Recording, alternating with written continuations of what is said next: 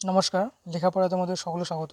আজকে আমাদের আলোচ্য বিষয় হলো তৃতীয় পর্যায়ক্রমে মূল্যায়ন, পঞ্চম শ্রেণী পরিবেশ, নমুনা প্রশ্নপত্র 1 উত্তর সহ আলোচনা করা হবে।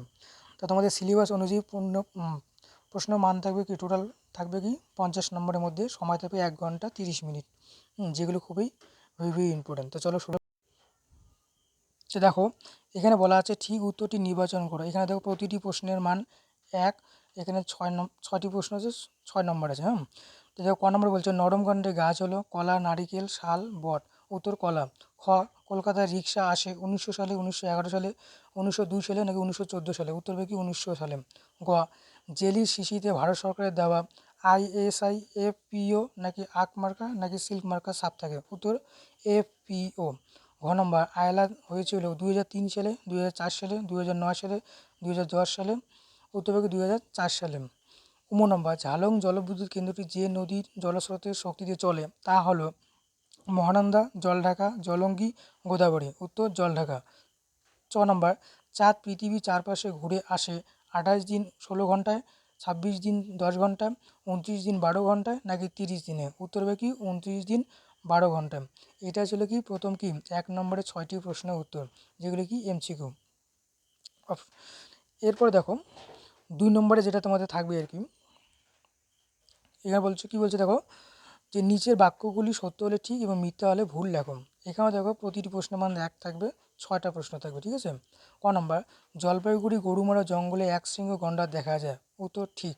খ ব্যাটারি চালিত যানবাহন বাতাসকে দূষিত করছে। উত্তর ভুল। গ পূর্ণিমা তিথিতে সূর্যগ্রহণ হয়। উত্তর ভুল। ঘ পানসি হলো এক প্রকার ডিঙ্গি নৌকা। উত্তর ঠিক। নম্বর ইন্টারনেট থেকে আবহাওয়ার পূর্বাভাস দেওয়া হয়। উত্তর ঠিক। ছোটদের কাজ করিয়ে আয় করা বেআইনি। উত্তর ঠিক। এটা দেখো তোমাদের চিত্র সাজিয়ে তুলে দেওয়া আছে। এটা ছিল কি 2 নম্বর প্রশ্নগুলির উত্তর। আশা করি তোমরা বুঝতে পেরেছ। এরপরে দেখো 3 নম্বরে কি বলা আছে। 3 নম্বর বলা আছে কি শূন্যস্থান পূরণ করো। এখানেও দেখো প্রতিটি প্রশ্নের মান 1, 6টা প্রশ্ন থাকবে।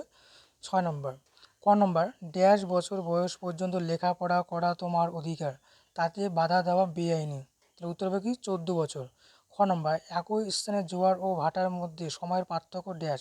উত্তর হবে কি প্রায় 12 ঘন্টা 30 মিনিট। গ নম্বর রেশম কীট পালনের জন্য ড্যাশ গ্যাসের চাষ করা হয়। উত্তর হবে কি তুঁত। ঘ নম্বর পশ্চিমবঙ্গের প্রধান খনিজ সম্পদটি হলো ড্যাশ। উত্তর কয়লা। নম্বর পালকি ড্যাশ দিয়ে তৈরি। উত্তর কাঠ। নম্বর তাল পাতার লেখা বইগুলিকে ড্যাশ বলে। উত্তর হবে কি পুঁথি। তো এটা ছিল কি 3 নম্বরের শূন্যস্থান প্রশ্নগুলির কি উত্তর। আশা করি তোমরা বুঝতে পেরেছ। এরপরে দেখো 4 নম্বরে কি বলা আছে।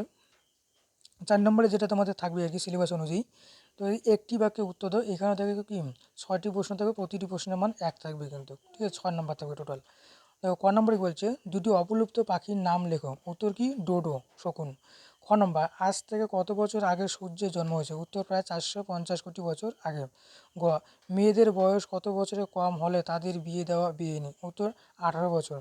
ঘ একটি পরিবেশ বান্ধব যানবাহনের নাম লেখো। উত্তর সাইকেল। একটি প্রচলিত শক্তির নাম লেখো। উত্তর জলবিদ্যুৎ শক্তি। বর্তমানে মানুষের গড় আয়ু কত। প্রায় 69 বছর। এটা হচ্ছে কি 4 কি 6টি 1 নম্বরের কি প্রশ্ন উত্তর। আশা করি তোমরা বুঝতে পেরেছো।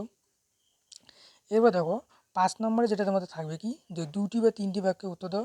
7টি প্রশ্ন, মানে টোটাল প্রশ্ন তো 8টা, তার মধ্যে 7টা দিতে লাগবে। প্রতিটি প্রশ্নের মান 2 থাকবে, ঠিক আছে। টোটাল 14 নম্বর।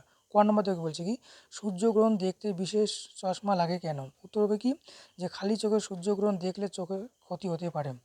রেটিনের কোষগুলি কি ক্ষতিগ্রস্ত হয়ে থাকে সূর্যগ্রহণ খালি চোখে দেখলে। এটাকে রেটিনা প্যাথি বলা হয়ে থাকে। বিশেষ ধরনের কালো চশমা ব্যবহার করতে হবে। কোনো অবস্থায় কালো সানগ্লাস দিয়ে দেখা যাবে না, তাই সূর্যগ্রহণ দেখতে বিশেষ চশমা লাগে। এটা হচ্ছে কি 5-এর ক নম্বর প্রশ্নটি উত্তর।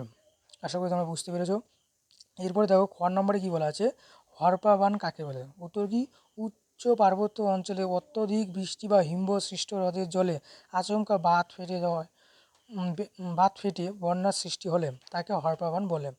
যেমন আমরা উদাহরণ দিতে পারি কি 2004 সালে অলকানন্দা নদী অববাহিকায় মেঘ বিস্ফোরণের জন্য যে মারাত্মক ভূমিধস নামে, তার প্রভাবে কি বিশাল মাপের হরপা বান আবির্ভূত হয়। এটা দেখো তোমাদের চিত্রের মাধ্যমে কি তুলে ধরা আছে। এরপর দেখো গ নম্বর প্রশ্নটি কি বলা আছে, বিদ্যুৎ বা তড়িৎ বলতে কী বোঝায়? উত্তর কি, তড়িৎ বা বিদ্যুৎ হলো এক প্রকার শক্তি যা তড়িৎ আদানের স্থিতি বা গতির ফলস্বরূপ সৃষ্টি হয়। চুম্বকত্বের সাথে মিলিত হয়ে একটি মৌলিক ক্রিয়ার জন্ম দেয় যার নাম হলো তড়িৎ চুম্বকত্ব। অনেক গাঠনিক ও বাহ্যিক ঘটনার জন্য তড়িৎ দায়ী থাকে। এখানে দেখো কি তোমাদের কি চিত্রের মাধ্যমে কি তুলে ধরা আছে, তোমাদের যাতে বুঝতে সুবিধা হয়। এবারে দেখো ঘর নম্বরে কী বলা আছে, বন থেকে আমরা কি কি পাই? এক্ষেত্রে আমরা উত্তরটা লিখতে পারি কি, যে বন থেকে আমরা বিভিন্ন ধরনের জিনিস পাই, যেমন কি ফুল, ফল, কাঠ, মধু, মোম, জ্বালানি কাঠ, ছায়া, এমনকি জীবন দিয়ে অক্সিজেন গ্যাস, বিভিন্ন ধরনের কি ঔষধও বন থেকে আমরা পেয়ে থাকি।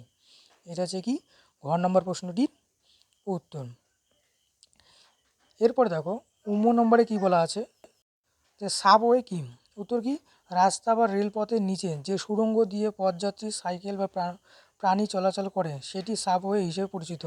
এর মাধ্যমে সাধারণ লোকের যাতায়াত করতে সুবিধা হয়। তো এখানে দেখো তোমাদের কি চিত্রের মাধ্যমে কি তুলে ধরা হয়েছে। এরপর দেখো নম্বর, লিঙ্গ বৈষম্য কাকে বলে? উত্তর কি, একজন ব্যক্তির যৌন বা লিঙ্গের উপর ভিত্তি করে যে বৈষম্য তৈরি করা হয় তাকে লিঙ্গ বৈষম্য বলে। তা যে কেউ প্রভাবিত করতে পারে, তবে এটি নিয়মিতভাবে নারী ও মেয়েদের প্রভাবিত করে থাকে। এখানে দেখো তোমাদের কি চিত্রের মাধ্যমে তুলে ধরা আছে যাতে তোমাদের বুঝতে সুবিধা হয়। এটা কি নম্বর প্রশ্নটির উত্তর। এরপরে দেখো নম্বরে কি বলা আছে, বায়ু দূষণ কাকে বলে?